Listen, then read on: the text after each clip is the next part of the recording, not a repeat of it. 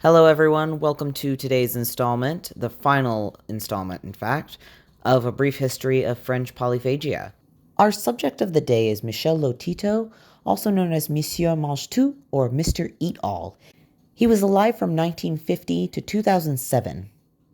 Before we get started, I'm going to go into my usual warning with videos like this, though I believe today's particular topic is not quite as disturbing as the past few have been. This may be because he was born in modern times. It may be because his condition was a little bit different. Who knows? But for whatever reason, a lot of the other warnings from the previous videos don't apply this time. Regardless, we will be discussing eating disorders, some gross bodily functions, disturbing content regarding eating things that should definitely not be eaten and could cause poisoning, and of course, death. So again, to define polyphagia, this refers to excessive eating from excess hunger and increased appetite. I put him on this list because he's a very prolific showman of the same kind as the others on this list, but to be honest, he doesn't seem to suffer from polyphagia. I'm going to show you a clip right now that shows him while he's in action eating what he loves to eat, which is glass and metal. This falls more under pica, which is craving and chewing substances that have no nutritional value, normally ice, clay, soil, or paper, which don't do too much damage to the body when consumed, but in his case, he had a little bit more expensive and dangerous tastes. He preferred to eat glass, razor blades, other metals, and wash them down with motor oil, which obviously is not advisable for the health. But as you'll see in this video, he didn't seem to eat a particularly large amount, and he certainly has preferences for what he did and didn't want to eat. Without further ado, I'll go ahead and show you the clip I'm talking about. Go ahead and pause this video and click the link inside of the video to watch the clip that I'm talking about. It shows him in action and gives you a whole lot of information on what is known about his techniques, as well as what doctors have to say about it, and I'll be discussing that in just a moment. Please also give that video a like, just to support their channel since I'm using some content from their channel to make this video. Honestly, props to Marcel. She really is supportive of her husband in every way. She just completely respects his choices and lets him continue on with his crazy lifestyle even though it naturally worries her. So a little bit more about Michel is he began performing in 1966 at the age of 16. And like many on this list, he naturally developed these unusual eating habits at a very early age, supposedly after accidentally eating glass. I'm not sure how one accidentally eats glass because I know I've never done that, but it's likely that his performances that he began doing at such an early age caused positive reinforcement that caused him to retain the behaviors of this pica-like condition that he seems to have. By far his greatest accomplishment was eating an entire airplane over the course of 2 years. He began this project in 1978. It's talked about in the Guinness Book of World Records, where he set a record for the world's strangest diet. This was a position that was sort of created for him because they knew that he belonged in the book, but they weren't really sure what to classify him as. So, strangest diet certainly takes the cake. He was awarded a brass plaque by the Guinness Book of World Records to commemorate his abilities, which he also consumed, to no one's surprise. He did live a very strange life. In 1981, he suffered from a brutal stabbing, supposedly over a woman, but he did survive, and a few weeks later, he ate a robot, like you do. Now, like I mentioned from the clip, it's unclear whether or not Michel Lotito had polyphagia, but he certainly had pica, which is often present in extreme cases of polyphagia, though it seems like he was more of a fine diner around food and, what he considered food. He acted fairly normal. He ate it like a normal person. He was sort of a gentleman about it, gourmet as they called him in the video. Though his affinity for metal is incredibly rare, even in pica, most of the time people are eating things that are a little bit less overtly harmful to the body, like clay or paper, like I mentioned earlier. So it's kind of difficult to explain exactly why this came to be. My suspicion is that since pica is more of a mental disorder than a physical one most of the time, it was probably caused by all of that positive reinforcement.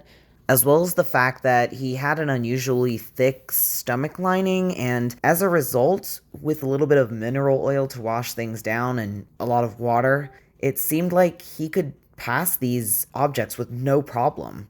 It seems like he kind of enjoyed any object that posed him a great challenge. For example, one of his favorite foods was razor blades. They're incredibly sharp, so they're very, very difficult to swallow. He had to have used that technique that was mentioned in the brief clip that I showed you in order to possibly survive something like this.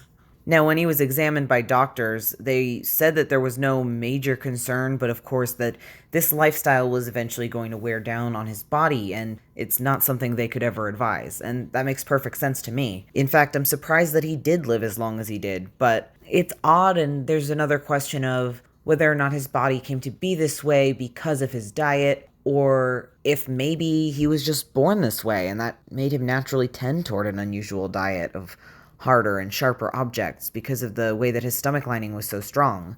After all, soft foods like bananas and hard boiled eggs were reported to make him sick.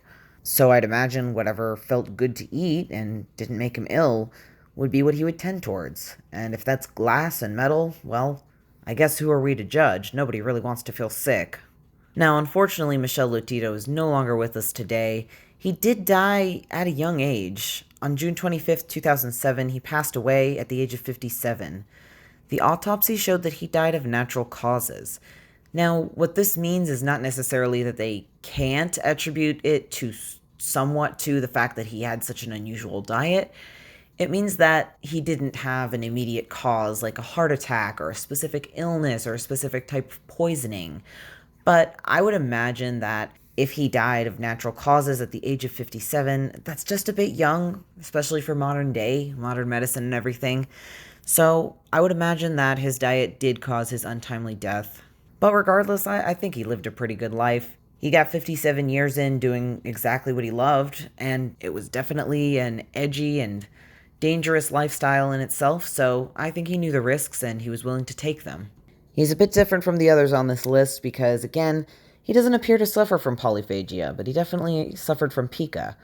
So it's a little bit of a different situation. I don't think there was so much of a compulsion and hunger behind it, but when he did want to eat, like we all do, he would just go for different things. I do really hope his wife, Marcel, has found peace after her husband passed away. There's not much information out there on how she's doing, and perhaps she'd prefer to keep her life private. It's perfectly alright with me. So while Michel is a bit of an outlier on this list, I definitely think he belongs there. It seems like the spirit of the showman still lives on today in France, and it's kind of an incredible phenomenon, and strange and interesting to me that this many of the most famous people with unusual or excessive diets happen to be from such a similar region. I've been wanting to make this series of videos for a while, and I'm really appreciative to my friends who have helped me get this channel kicked off. Hopefully I can do something exciting with it. I think I'm going to have a lot more ideas for things like this in the future. In fact, I think my next series might be on competitive eating.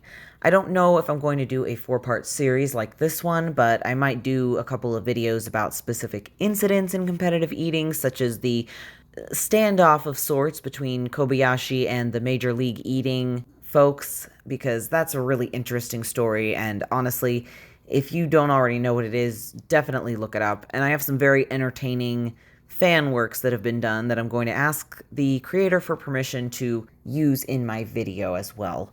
So thanks to everybody who's been following this series all the way through, and thanks even if this is the first video that you've watched. Feel free to check out the other ones. There's a lot of interesting history in France regarding polyphagia, pica, things like that, just unusual diets and oddities and the bizarre. But circling back to the fellow that my first video was about, Tarrare, he has so many different fan works that have come out recently about him. There's, like I was saying in the first video, there's an opera, there's a particularly long and detailed novel where the author did a ton of research on French culture at the time, and it focuses around Dr. Percy and his whole life, as well as how Tarrare played into it. And of course, there are smaller and shorter fan works as well, and a whole lot more to just get into about Tarrare and how he's affected even modern day culture, in spite of being alive so long ago. It's one of those situations where, through just an odd chain of events, he became suddenly in the spotlight again after years and years of probably not being talked about that much.